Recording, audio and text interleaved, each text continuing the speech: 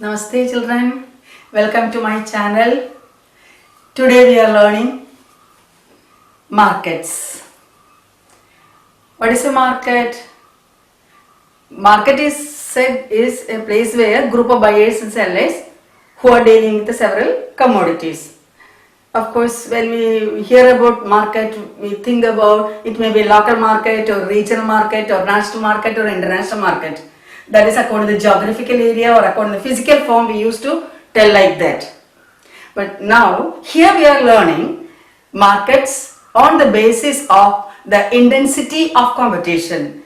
Whether there is, how much intensity, there is that much competition is there or there is no competition, like that. We are dividing the markets into perfect competition, monopolistic competition, oligopoly, duopoly and monopoly. So perfect competition, large number of buyers and sellers are there, and in monopoly there is only one producer is there.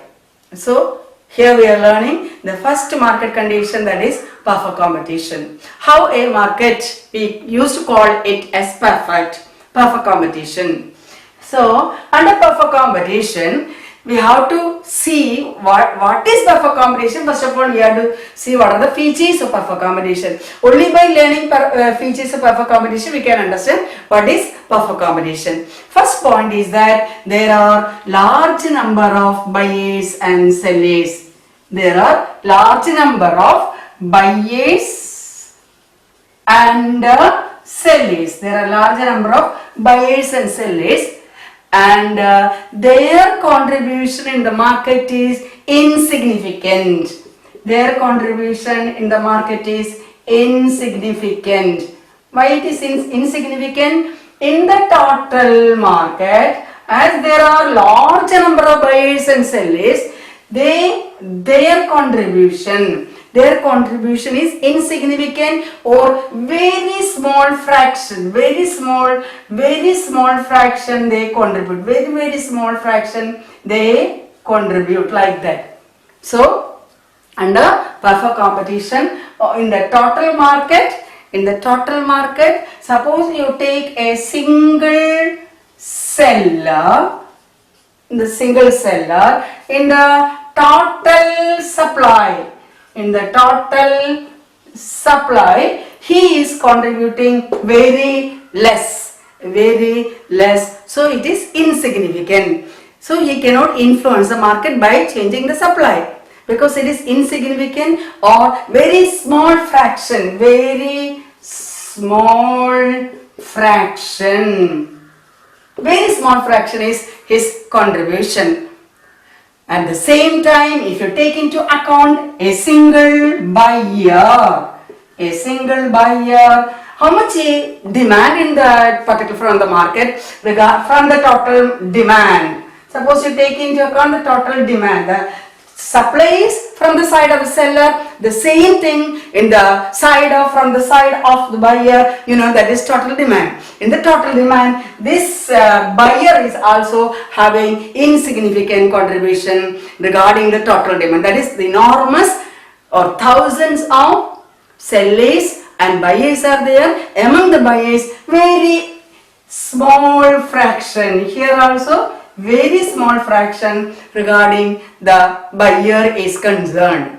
Because of these reasons, the two of them, the buyer and the seller, cannot influence the price of the product in the market. So whatever the price is prevailing in the market, the seller and the buyers, we can see that they are the price taker. It is an important point in the large number of buyers and sellers. The producer or the seller is a price taker, the buyer is a price taker. The price of commodity and perfect competition is determined by demand and supply. That we will learn after learning the features of perfect competition. So under perfect competition, whatever price prevail in the market, that should be accepted by the seller and the buyer, because they cannot influence the total supply or total demand by their single action. I hope you understood first point. Second point is that is homogeneous products. That is, they are dealing with the homogeneous products. It's homogeneous products, that is all the products they are dealing are the identical. How it is identical? That is, it is identical, you know, that the quality, quantity, then the package, then the color, package, size, you know, shape, all these, you know, all these are same. So whatever the quantity, quality, size, shape, package, there is no difference. They are homogeneous. From the viewpoint of the consumers, all are homogeneous. So you know that we call it as perfect substitute. They are perfect substitute from the viewpoint of consumers. So all products are the same. Single seller, if a single seller raise the price, of course the consumers will move from that seller.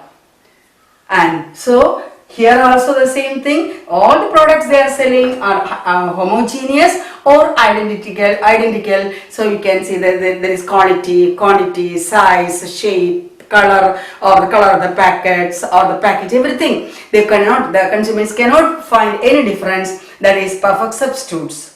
And that is the reason why the producers cannot raise the price of the product.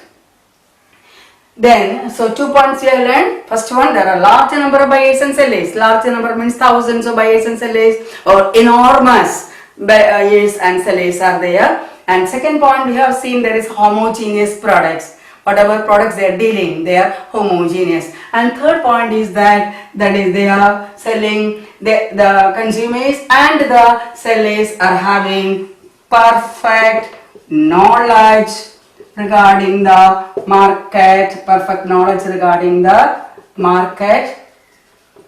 conditions. So they are having the perfect knowledge regarding the market conditions. How many commodities are available in the market? What are the prices of different commodities? All these things we assume that they are having perfect knowledge. They are not ignorant. So what is the speciality of this point? What is the implication of this point? Because they have perfect knowledge regarding the market conditions, the seller cannot raise the price. If the seller raises the price, all of a sudden this buyers will aware of it, and they will shift from that producer or that seller to the other seller or the producer. That is the third point. And fourth point is that there is freedom of entry and exit. Freedom of entry and exit. What is freedom of entry and exit? In the case of freedom of entry and exit means we are talking about an industry. Suppose you talk about an industry, suppose X producing industry, different firms who are producing X. You know, the different firms who are producing X, they will constitute the industry X.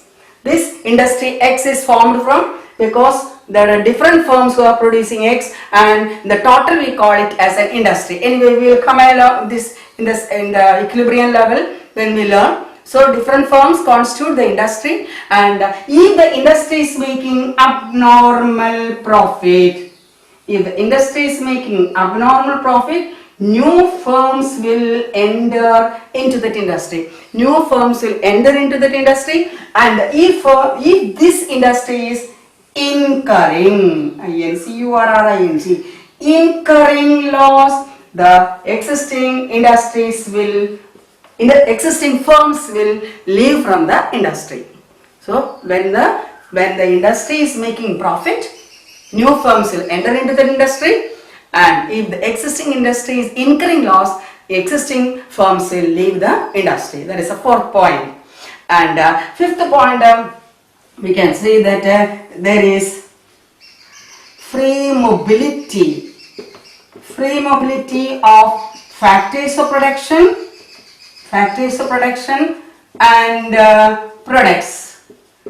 Products can be moved from one market to another or one place to another place.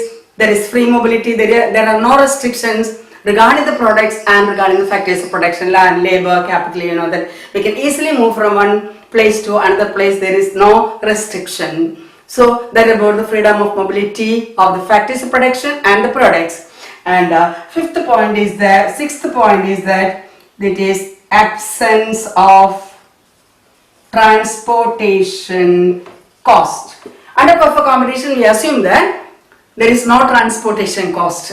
That is, if there is transportation cost, you know that the products may be sold in different areas differently. The prices may be different. So we have to say that there is uniform price. Yes. Under perfect competition, very important point is that all products are sold at a uniform price. Uniform price, the same commodity is sold in different markets at a uniform price. That is an important point regarding perfect competition. Even the commodity should be sold at the same price. We have to assume that there is no transportation cost. Suppose a commodity is produced in a faraway place, when it is transported, the freight charges, you know, that by giving to the railways or whatever the cargo departments, you know, that while it reaches in our area, the price will definitely go up. So we have to see that all commodities are sold at the same price, uniform price is prevailing in the market under perfect competition. So you know that for the same commodity, so we can see that there should not be any transportation cost. That is our assumption. When we are fulfilling all these 6 points and this point, even though uniform price is not a feature, but we can say that because of all these points, it is leading to the conclusion that all the products are sold at the, not all the price, in all markets, the same product is sold at the uniform price. So same product is sold at the uniform price and in the different markets. Wherever it is sold, the same price, at the uniform price, the products are sold. So these are the, when all these conditions are fulfilled, we tell that market, you can see that that is perfect competition. We can see that here it is perfect competition. This market is known as perfect competition. There is perfectly competitive market is existing when all these features are fulfilled. What are they? There are larger number of buyers and sellers, then homogeneous products or identical products, then perfect knowledge regarding the market conditions, then freedom of entry and exit, then free mobility of the factors of production, then absence of transportation cost. All these points we can see that there is perfect competition is prevailing in the market. I hope you understood the features of perfect competition.